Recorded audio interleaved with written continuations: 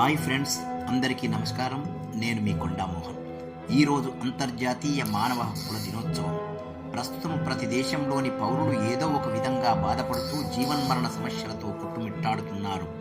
జాతి మత వివక్షలతో కొన్ని దేశాలు, ప్రాంతీయ ఆధిపత్యం కోసం మరికొన్ని దేశాలు, మత మౌఢ్యాలతో కుల ఘర్షణలతో మరికొన్ని దేశాలు, ఇతర దేశాలతోనూ, ఇక ఒకే దేశంలోని ప్రజలు అదే దేశంలోని పౌరులతోనూ మరియు ఇతర దేశాలలోని పౌరులతోనూ ఘర్షణలకు దిగుతూ సగటు పౌరుల ధన ప్రాణ మానాలను అత్యంత కిరాతకంగా మంటగలుపుతున్నారు. Nelson Mandela, Mahatma Gandhi, Martin Luther King లాంటి మహనీయులు మానవ హక్కుల కొరకు వారి జీవితాలను దారపోయడం మనందరికీ తెలిసిందే.